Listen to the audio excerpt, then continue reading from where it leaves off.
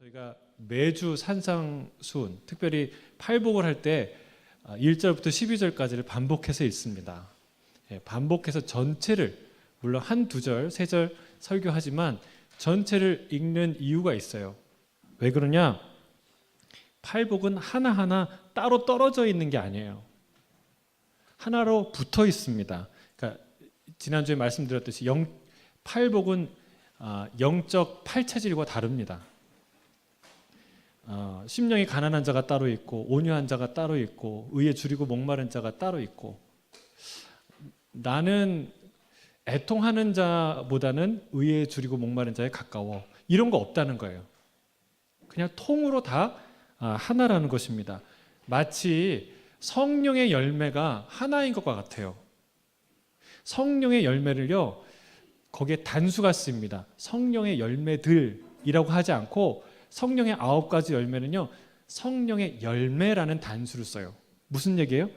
하나의 열매인데 9가지 맛이 나는 그런 열매와도 같다는 거예요. 팔복도 마찬가지입니다.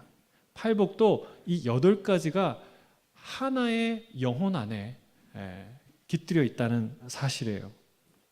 여러분, 하나님의 사람 안에 나타나는 8가지의 모습을 그리고 있습니다. 그 사람에게 부어진 놀라운 축복을 선포하시는 거예요. 어떤 사람이냐? 하나님의 의를 갈구하는 사람. 시편 37편에 나와 있는 것처럼 이들은 누구냐면 여호와를 의뢰하고 선을 행하는 자들, 여호와를 기뻐하는 자들, 그리고 여호와를 잠잠히 참고 기다리는 자들, 하나님의 말씀을 마음에 두는 자들, 그리고 끝까지 여호와를 바라는 자들, 이런 사람들이 바로 오늘 팔복의 대상이라는 사실입니다. 하나님을 갈망하는 자죠. 한마디로 모든 선지자들과 의인들과 같이 하나님을 그토록 갈망하였던 자들에게 주님이 얘기하는 거예요. 진짜로 너희가 갈망하던 그 메시아가, 그 하나님의 사람이, 천국이 임했다, 너희 눈앞에 펼쳐졌다라고 선포하는 거예요. 천국을 선포하시고, 천국을 소유한 기쁨이 무엇인지 알게 하시고, 그리고 그들에게 임할 행복이 무엇인지 일깨우시고 선포하시는 겁니다. 그래서 첫째, 둘째, 셋째 그 행복한 자의 그림을 그려주시는지, 오늘은 4번째 그림이에요. 예수님께서 행복한 자, 천국을 만난, 천국을 소유한 4번째 행복한 자의 그림은 무엇이냐? 목이 말라서 타들어가는 사람에게 생수가 부어지는데 그 생수를 벌컥벌컥 마시는, 생각만 해도 시원하지 않습니까? 그런 그림이에요. 배가 고파서 정말 당장 죽을 것 같은데 그 배고픈 사람이 아주 풍성하고 아름다운 식탁에 앉아서 막 입이 이렇게 찢어지는 것, 여기 양쪽에 걸려있는 그런 모습, 그런 행복한 모습, 그게 오늘 4번째 모습이에요. 한번 4절 한번 읽어볼까요? 4절? 아니죠. 6절이죠. 6절 시작. 의에 줄이고 목마른 자는 복이 있나니 그들이 배부를 것이며. 근데 이 사람들의 배고픔 그리고 목마름은 그냥 단순한 목마름과 배고픔이 아니에요. 이 이야기는요, 오병이어의 기적 사건에 명확하게 나옵니다. 이게 뭘 뜻하는 것인지. 주님은 배가 고픈 백성들을 불쌍히 여기셨어요. 그래서 한 소년의 도시락 하나로, 오병이어로 남자만 5,000명을 먹입니다. 어마어마한 기적이죠. 근데 이 기적을 사람들이 보고 깜짝 놀라요. 예수님의 가르침도 남다르고, 그리고 예수님께 다가오는 모든 병자들을 고치시는 기적도 놀라운데, 더군다나 도시락 하나로 5,000명을 먹이신다는 거예요. 도시락 하나로 수만 명을 먹이시는 거예요. 깜짝 놀랐죠. 사람들이 열광하지 않을 수 없었습니다. 그래서 이 사람들이 생각하기에, 이 사람은 우리의 왕으로 삼아야 되겠다. 이런 놀라운 사람을 왕으로 삼으면 이 사람이 메시아구나. 그들이 바랬던 메시아예요. 그들은 고난받는 메시아는 상상도 못했어요. 그들이 생각하는 메시아는 모든 세상의 정치적 권력을 보란 듯이 그냥 딱 이렇게 타파하고 이스라엘을 회복하는 멋있는 나라로, 남부럽지 않은 나라로 세우는 그런 멋있는 메시아를 꿈꿨죠. 바로 그 메시아에 합당한 사람이 나타났다는 거예요. 그래서 예수님이 어떻게 하셨나요? 옳거니 니네가 사람 제대로 봤다, 그리고 함께 나라를 이루자 그러셨나요? 아니죠. 피하셨어요. 잠깐 피하셨다가 다시 이제 내려오셨는데, 그걸 알고 모든 또 수많은 무리들이 예수님을 쫓아갑니다.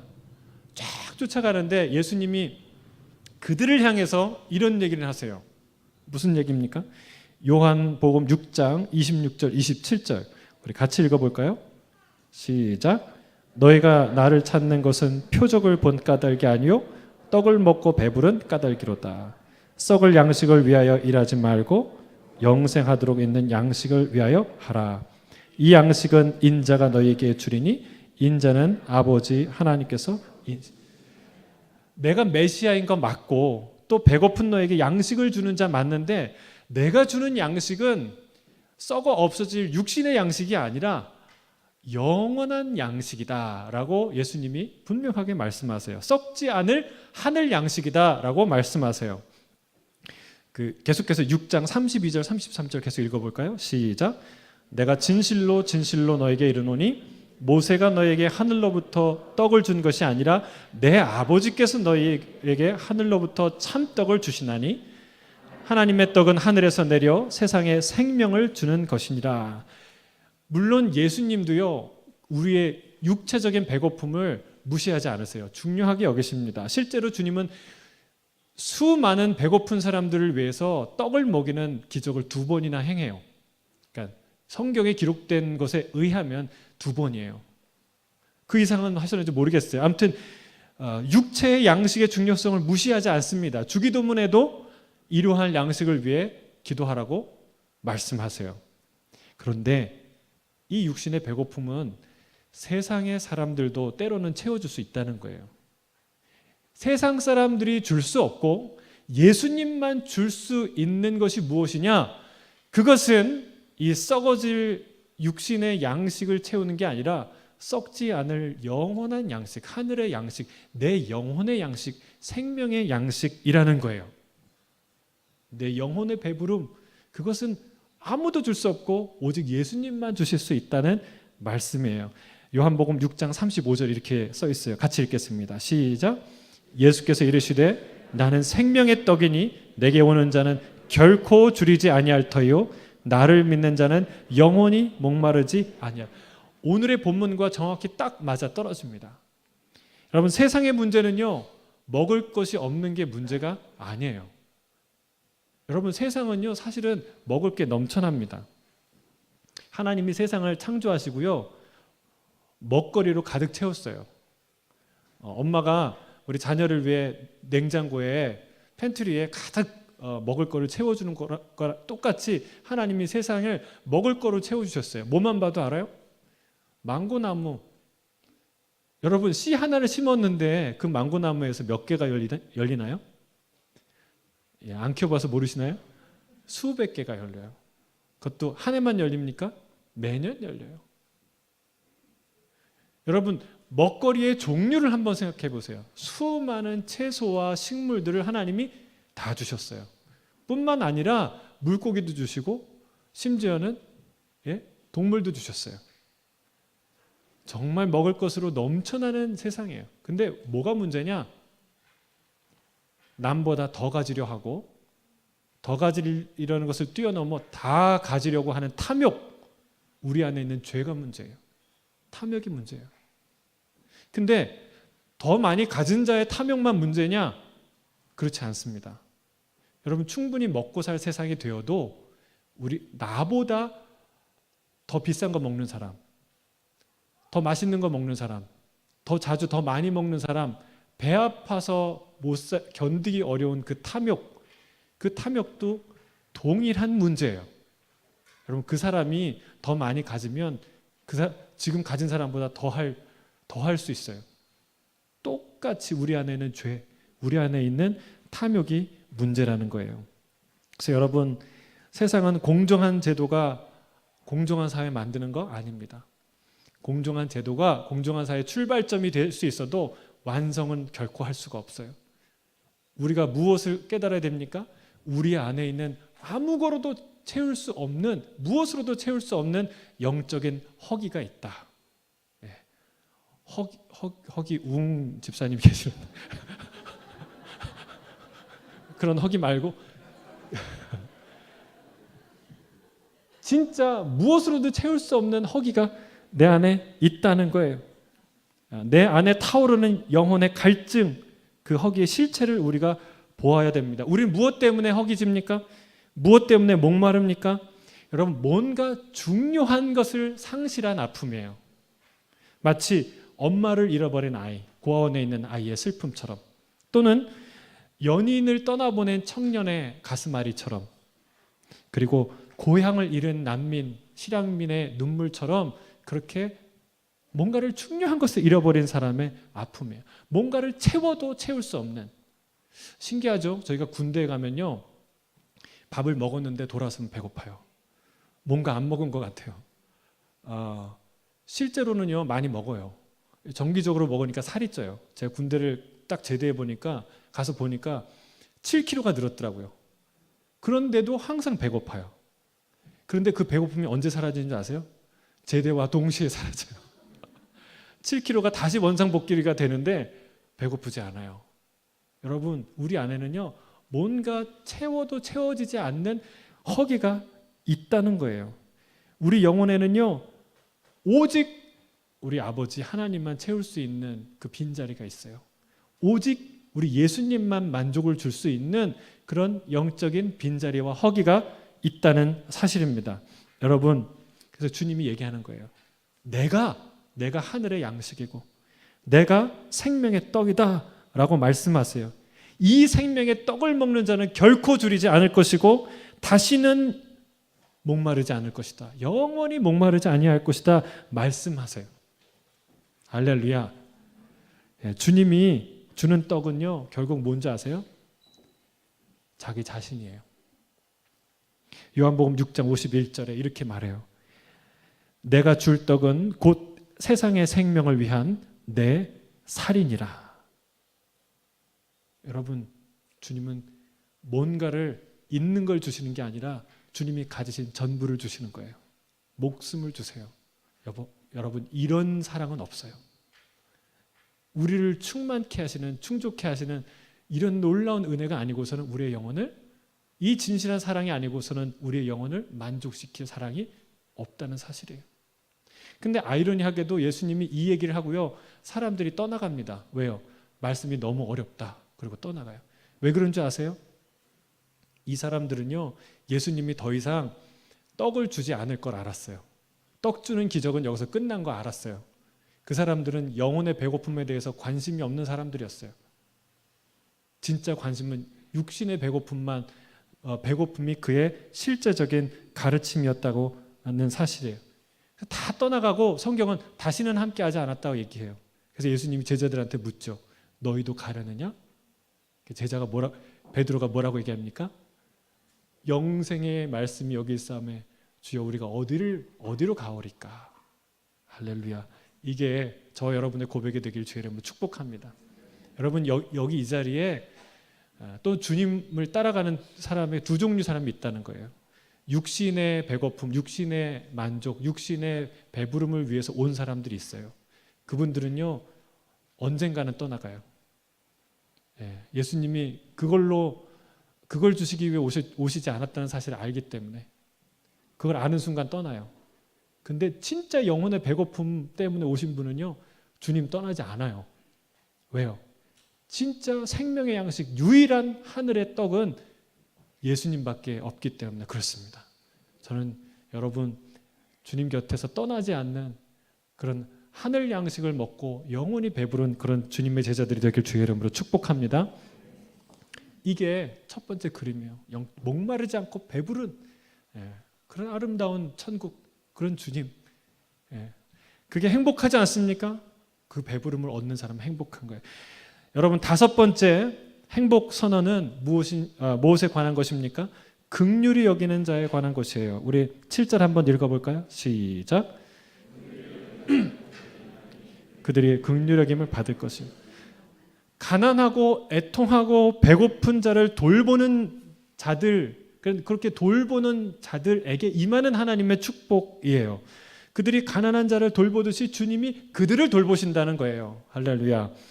여러분, 이게 중요한 메시지인데, 왜냐하면 앞에 네 가지의 선언은요, 어떤 내 영혼의 내면적인 이야기예요.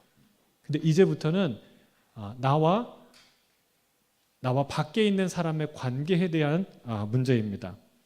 이게 영성에 있어서 매우 중요해요. 여러분, 건강에서 제일 중요한 게 뭐냐면 균형입니다. 균형이 깨지면 건강을 잃고 죽게 되는 거예요. 아주 우리 몸은 예민하게 돼 있어요. 근데 그 균형이 깨지는 순간 질병이 찾아오고 사망에 이르게 되죠. 영혼도 마찬가지입니다. 영혼의 균형을 맞춰야 되는데 어떤 균형이 필요해요? 내면적인 영성이 외면적인 영성으로, 행동으로 연결되어야 된다는 거예요. 다른 사람과의 관계 속으로 나와야 한다는 사실입니다. 그게 진짜 영성이에요. 근데 이 순서도 중요해요. 주님이 외면적인 행동에 대해서 먼저 얘기하지 않고 내면에 대한 이야기를 먼저 하셨어요. 여러분, 언제나 먼저 내면의 태도가 중요합니다. 올바른 영성은 첫 번째로 내면의 문제예요. 영혼이 가난하고 애통하고 온유하고 의에 목마르고 줄이지 않으면 그 다음 단계로 결코 나아갈 수 없어요. 영혼이 없는 구제는 선행이라고 말할 수는 있지만 껍데기에 불과해요. 자기의 의가 될 확률이 굉장히 높다는 거예요. 순서는요, 내면에서 외면적인 행동으로, 그러나 반드시 그 진정성은 행동으로 연결되어야 된다는 사실입니다. 저는 우리 교회가 구제하는 교회가 되길 주의 이름 축복합니다. 열심히 구제하는 교회, 선교하는 교회가 되길 주의 이름 축복합니다. 그 어느 교회보다 열심히 선교하는 교회가 됐으면 좋겠어요. 그런데 반드시 그 울림은 내면에서부터 나와야 한다는 사실이에요. 하나님이 부어주시는 가난함, 애통함, 목마름, 여러분, 그것이 먼저예요. 그게 부어져야 그게 우리 구제가 일이 되지 않습니다. 우리의 선교가 자랑이 되지 않습니다. 여러분, 그게 없이 구제하고 선교하면 그게 일이 돼요. 일이 되면 불평이 나와요. 그리고 또 다른 사람을 판단해요. 그리고 자랑하게 돼요. 으스댑니다. 그리고 하지 않는 사람을 비난하게 됩니다. 여러분, 그러나 내면에 부어진 은혜가 있는 사람은요, 조용해요. 왼손이 하는 일을 오른손이 모르게 조용히 하게 되는 것이죠. 저는 우리 모든 우리 사랑하는 예수 따라가는 교회 여러분이 다 먼저 예배자가 되길 주의 이름으로 축복합니다. 말씀 붙드는 자가 되길 주의 이름으로 축복합니다. 예수님 흉내내는 사람이 아니라 진정으로 예수님 따라가는 자가 되길 주의 이름으로 축복합니다. 그러면 할 수 있고 하게 됩니다. 예수님 따라가면. 사랑하는 성도 여러분, 진짜 축복은 무엇일까요? 그것은요, 하나님의 긍휼이 부어지는 거예요. 하나님이 우리를 불쌍하게 여겨주시는 거예요. 왜요? 하나님이 우리를 대단하게 여기는 것, 그게 축복인 줄 아는데 그렇지 않아요. 우린 그럴 만한 존재가 아니에요. 하나님이 우리를 괘씸하게 여기기 시작한다. 너 그럴 수 있어? 내가 해준 게 얼만데. 하나님이 괘씸하게 여기기 시작하면요, 우리는 단 한 사람도, 단 한순간도 견딜 수가 없어요. 하나님이 그럴 수도 있지. 아유, 쯧쯧쯧. 아, 불쌍하다. 그래, 괜찮아. 이렇게 하나님이 우리를 긍휼히 대하신다는 것이 가장 큰 축복이에요. 여러분, 그래서 우리가 살아남았어요. 제가 요즘에 창세기를 성경 공부하면서 쭉 읽으면서 드는 생각이, 내 마음은 저는 아브라함과 같이 되고 싶어요. 내 마음은 아브라함 같고 싶은데 내 현실은 롯과 같은 사람이에요. 보니까 정말 딱 롯과 같은 사람이에요. 롯이 어떤 사람이에요? 롯은 자기 의로 살아난 사람이 아니에요. 아브라함의 조카라는 명분 때문에 살아났어요. 아브라함 얼굴 때문에. 여러분, 우리의 의 때문에 살아난 게 아니라 우린 예수님 때문에 사는 거예요. 그렇죠? 우리가 멀쩡히 잘생겨서 뭐 봐줄 만한 게 있어서 이 자리에 있는 게 아니라, 그래서 천국을 소유하는 게 아니라 순전히 예수님 때문에 우리가 그 축복을 누리게 되는 거예요. 그리고 또 어떻습니까? 롯은 어떤 사람이에요? 정말 어리석게도 눈에 보이는 것, 눈에 좋아 보이는 것만 선택하는 사람이 롯이었어요. 소돔과 고모라를 선택했죠. 성경에 보니까 그 땅은 하나님의 동산과 같고, 그리고 애굽 땅과 같이 풍성한 풍족한 땅과 같다, 이렇게 묘사했어요. 보기 얼마나 좋았을까요? 그래서 그 땅을 냉큼 선택한 거예요. 그 나이가 순서가 있는데 선택하라고 한다고 사양도 안 하고 냉큼, 저는 이렇게 파렴치하고 이렇게 버르장머리 없는 모습이 우리의 모습이에요. 하나님이 그래서 어떻게 합니까? 그렇게 아름다운 땅이었는데 사실은 하나님이 유황불로 진노하시고 심판하셔야 할 만큼 악이 관영한 땅이었어요. 여러분, 우리도 이와 같지 않습니까? 영적으로 유익한 것보다 보기에 좋은 것들을 늘 선택하지 않습니까? 광야보다는 도시를 선택하지 않습니까? 늘 나에게 이득되는 거 선택하지 않습니까? 또 세 번째는 거기에 주저앉아 사는데 하나님의 심판 소식을 듣습니다. 그런데 그 심판 소식을 듣고 빨리 떠나야 되잖아요. 그런데 못 떠나요. 발길이 떠나지 않는 거예요. 주저합니다. 그때에도 하나님이 그를 긍휼히 여기세요. 창세기 19장 16절 읽어볼까요? 시작. 그의 아내의 손과 두 딸의 손을 잡아 인도하여 성 밖에 두니 여호와께서 그에게 자비를 더하십니다. 차마 못 가니까 하나님이 긍휼히 여기셔서 어떻게 하셨습니까? 그 손을 붙잡았어요. 롯과 롯의 아내와 두 딸의 손을 딱 붙잡아가지고 끌고 나왔어요. 그리고 성 앞에 두었어요. 여러분, 우리랑 똑같습니다. 우리도 죄악 스스로 못 떠나죠. 정말 이거 죄인 거 아는데, 이거 안 해야 되는 거 아는데 그거 못 떠납니다. 정말 하나님의 강권적인 역사로 여러분 이 자리까지 오지 않으셨습니까? 세상의 죄악과 함께 멸망당해야 될 나를 하나님이 불쌍히 여기셔서 손을 잡고 억지로 여기까지 끌어오신 거예요. 여기다 두신 거예요. 여기가 광야 같고 다 잃어버린 곳 같은데 사실은 그렇지 않습니다. 그 멸망받을 재물, 멸망받을 도시로부터 우리를 하나님이 구별해내신 거예요. 강권적으로 우리를 살려주신 거예요. 할렐루야. 다행이죠. 다행이죠. 그런데 그렇게 해주셨으면 어서 빨리 도망가야 되는데, 마지막 네 번째로요, 보면 그 성문 앞에서 또 도망가지 않습니다. 뭐라고 얘기해요? 난 도망갈 기력이 없습니다. 도망가다가 멸망당할까 봐 두렵습니다. 저기 보이는 소알 저성까지만 갈 수 있도록 도와주세요. 하나님이 그때도 긍휼히 여기세요. 불쌍히 여기셔서 그래, 그렇게 하겠다라고 얘기합니다. 여러분 생각해 보세요. 하나님이 그렇게 억지로 긍휼히 베푸셔서 성 밖에 두셨으면 얼른 냉큼 도망가야 되잖아요. 냉큼 뛰어가야 되잖아요.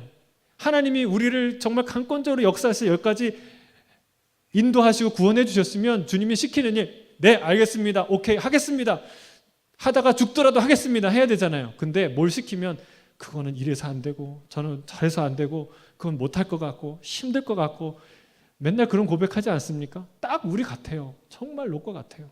하나님이 불쌍히 여기지 않으면 우리의 인생은 하나님의 은혜를 경험하지 못하는, 여러분 그게 우리의 인생입니다. 롯이 어떻게 살아남아요? 하나님의 긍휼, 하나님의 자비 때문이에요. 여러분 하나님의 나라는 긍휼과 자비의 나라인 줄 믿습니다.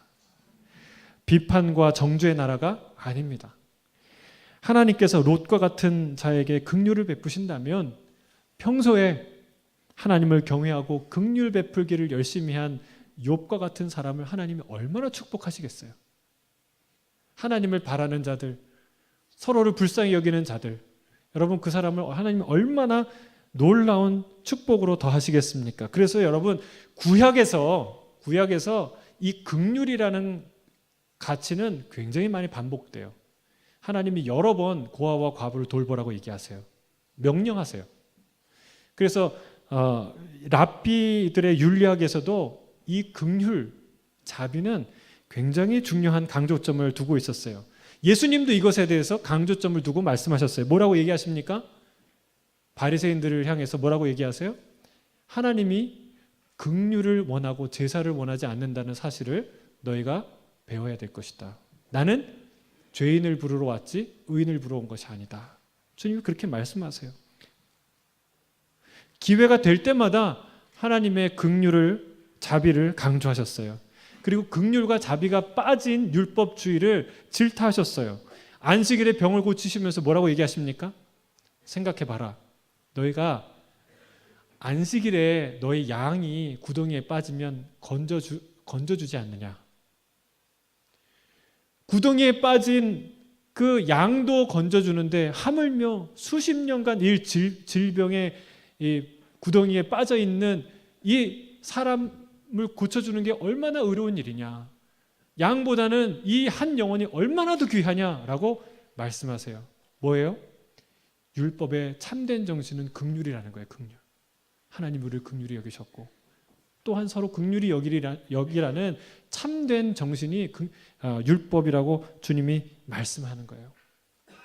여러분, 진짜 긍휼은 어디에서 부어졌을까요? 십자가예요. 십자가 위에서 놀라운 긍휼이 부어졌어요. 세상에서 가장 순결하신 분이 세상에서 가장 불법적인 방법으로 세상에서 가장 참혹하게 죽임을 당하셨어요. 그런데 그 성난 군중이 마치 마귀가 충동하는 대로 분노하고 소리 지르고 비웃고 침을 뱉고 그리고 칼로 찌릅니다. 여러분, 그런 순간에 우리 예수님이 뭐라고 말씀하셨습니까? 누가복음 23장 34절이에요. 함께 읽겠습니다. 시작.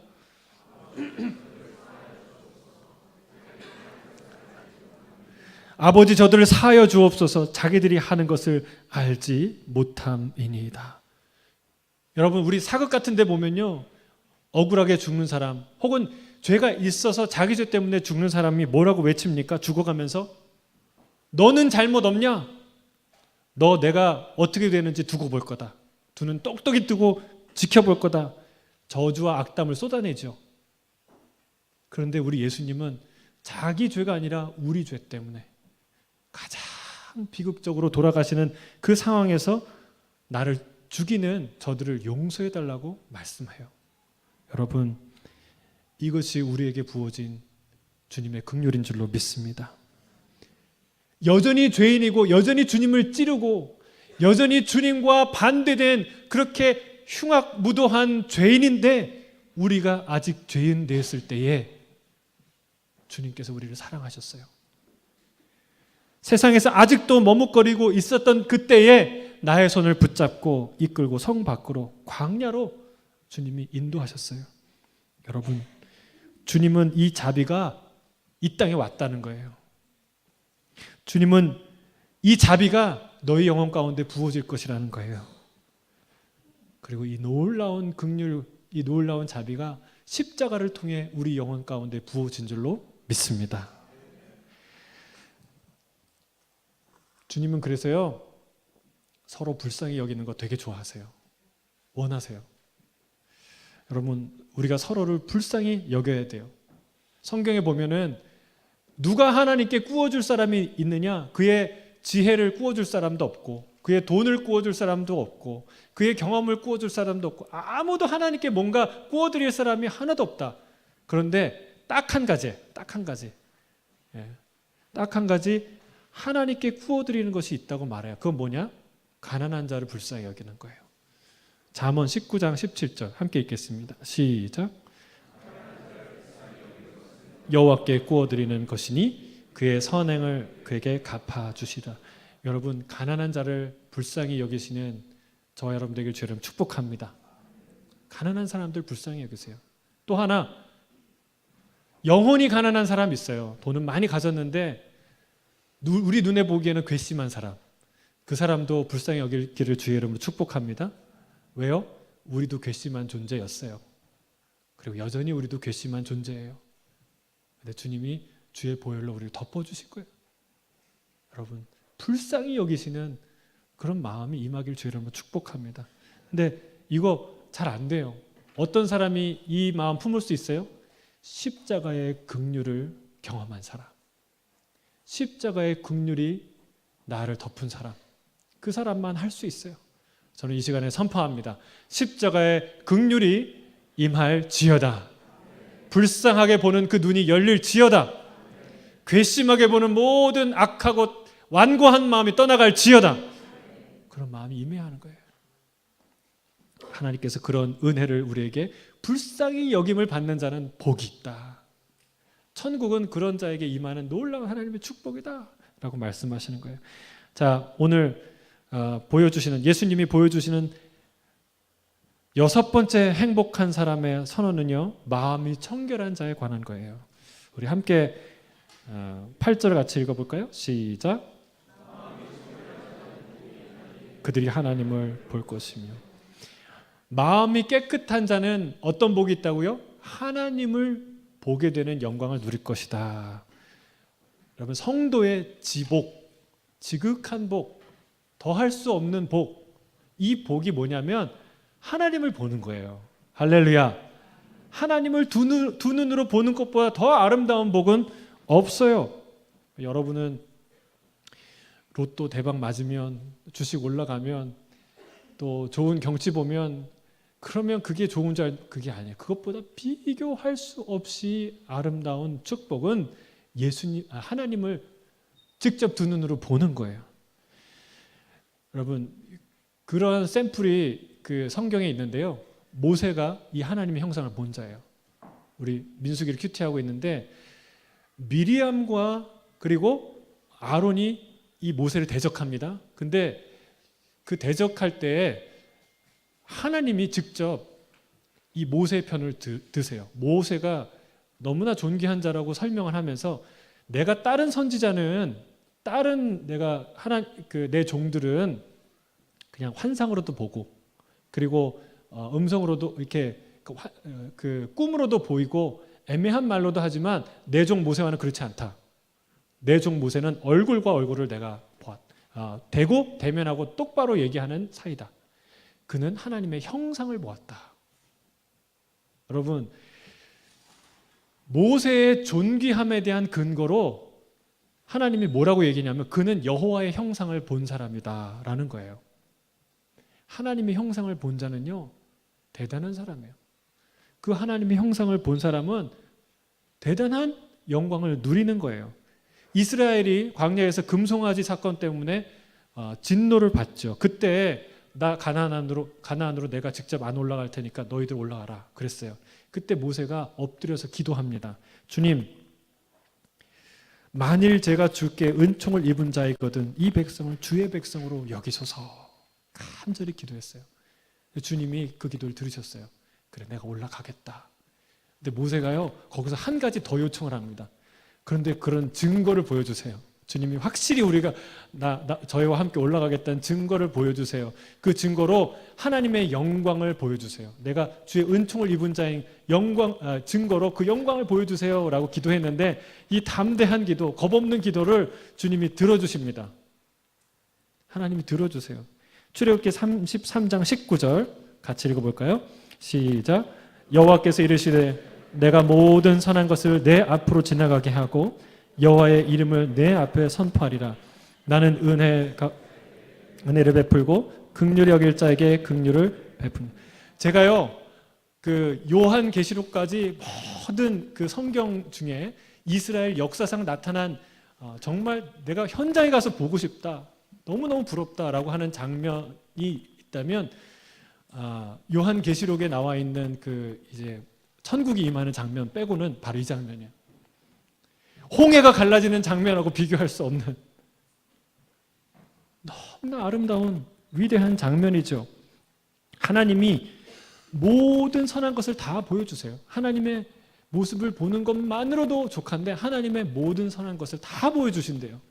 단 하나님의 얼굴은 못 봤어요. 하나님의 얼굴을 보는 자는 죽기 때문에 하나님의 얼굴은 보지 못했는데 하나님의 뒷모습을 보시죠.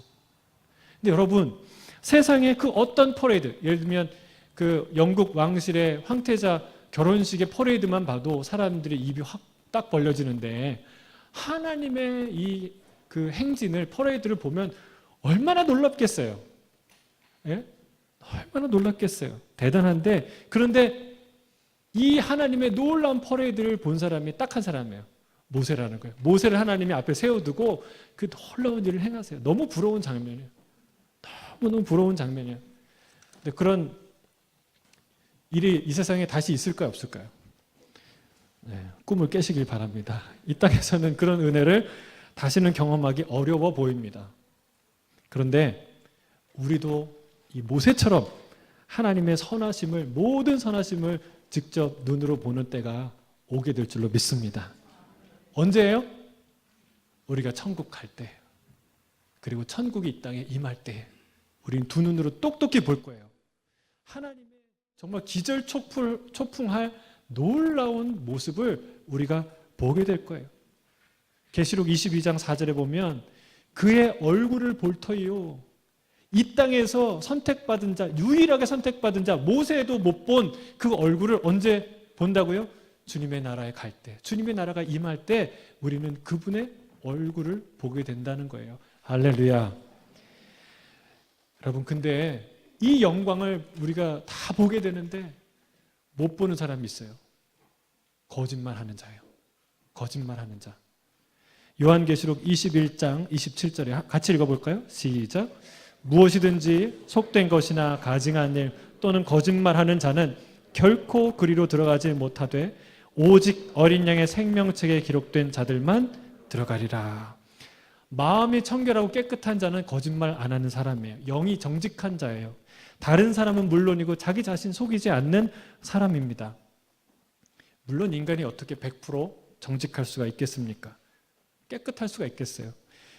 오직 예수 그리스도의 피 외에는 우리를 완전히 정결케 할 방법이 없는 줄로 믿습니다. 근데 그렇다고 거짓말을 일삼는 사람이 버젓이 나는 예수님 믿으니까 천국 가라고 말하기는 어렵다는 거예요. 거짓말 하던 사람도 예수 믿고 정결케 될 수 있어요.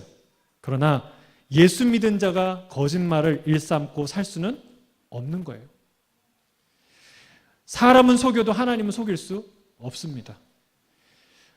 여러분, 우리 저택 앞에 보안 카메라가 있죠. 세콤 같은 보안 카메라가 있어요. 그래서 이렇게 사람을 구별하듯이 천국 문 앞에도 보안 카메라가 있어요. 근데 이 보안 카메라는 특수해서 그 사람의 외형만이 아니라 그 사람의 생각과 내면, 그 깊은 것까지 다 들춰내신다는 거예요. 그 카메라 통과해야 천국 들어가요. 그 카메라 통과해야.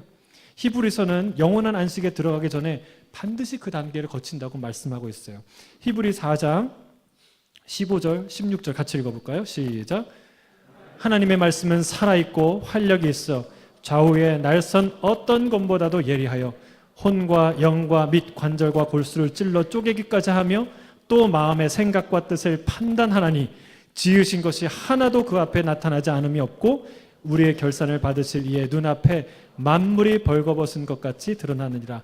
여러분, 천국문은 활짝 열려 있어요. 닫히지 않는데요. 그런데 못 들어가는 사람이 있어요. 누구예요? 거짓말하는 사람. 속이는 자, 결코 지나갈 수 없다는 말이에요.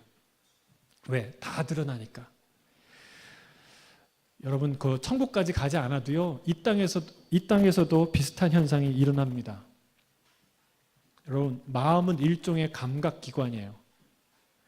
우리가 눈으로 보는 것 같은데 사실은 마음으로 보고 듣습니다.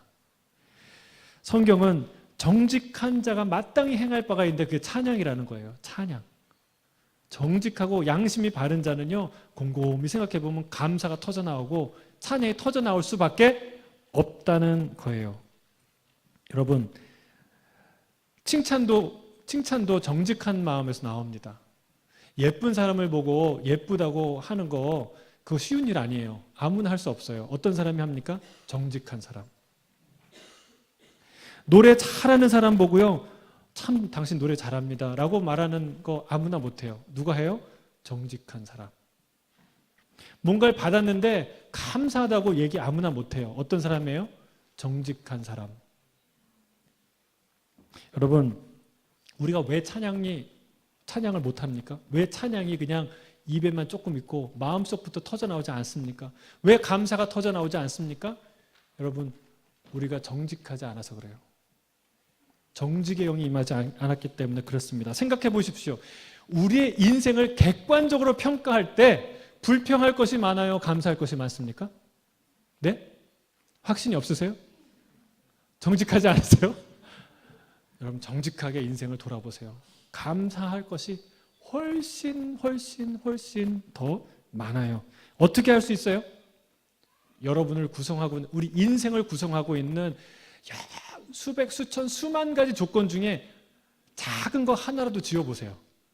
예를 들면 손에 가시가 박혔다. 예? 내가 감기가 걸렸다. 여러분, 작은 것 하나만 지어보세요. 얼마나 불편한 줄 아세요? 막 불평이 쏟아져 나오죠. 무슨 얘기예요? 내 인생을 이루고 있는, 비록 내가 인지하지 못하지만 내 삶을 이루고 있는, 구성하고 있는 감사할 조건들이 수두룩하다는 거예요. 수없이 많다는 거예요. 지금도 쉼없이 이 심장은 뛰고 있어요. 이 심장이 나 피곤해, 잠깐만 쉽게 하면 어떻게 돼요? 큰일 납니다. 큰일 나요. 여러분, 내 삶을 이루고 있는 수많은 조건들이 지금도 감사, 찬양하고 돌아가고 있어요. 근데 뭐만 몰라요? 나만 몰라요. 왜? 외면하니까. 인정하고 싶지 않으니까. 여러분, 어쩌면 우리가 나이가 들어서 하나씩 잃어가죠. 제가 연세가 있으신 분께 죄송하지만 저도 이제 나이가 드니까 이게 잘 안 보여요. 글자가 점점 커져요. 그래서 내가 코드를 봐도, 글자를 봐도 이게 뭔가 이렇게 봐야 돼요. 근데 이거 무슨 얘기예요? 예전에는 잘 보였다는 거예요. 조그만 글씨도 눈에 쏙쏙 들어왔다는 거예요.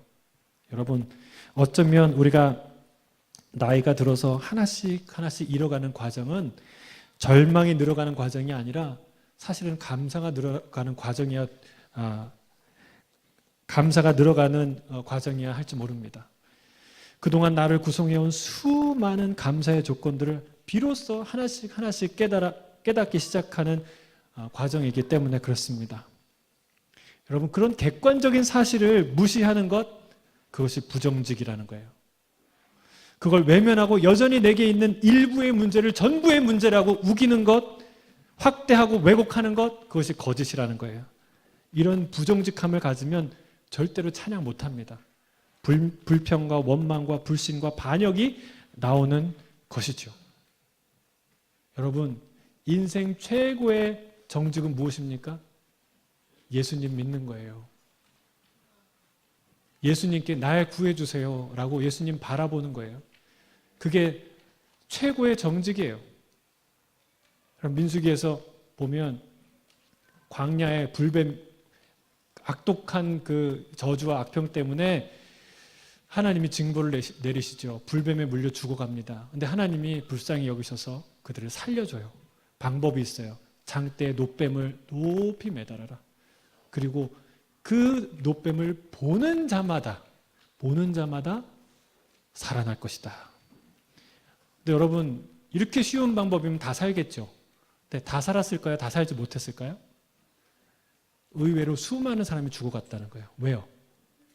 그 마음이 정직하지 않기 때문에. 왜 안 쳐다봤을까요? 나 그거 없이도 살 수 있어. 그거 산다고 하나님이 그렇게 우리에게 인정과 인자가 많은 사람이야? 언제 우리가 하나님이 그렇게 나를 사랑한 분이야? 하나님이 그렇게 나를 살릴 수 있는 분이야? 그거 봐서 살았으면 내가 한 자라도 책을 더 봐서 살지. 내가 한 걸음이라도 더 노력해서 살지. 여러분, 부정직한 거예요.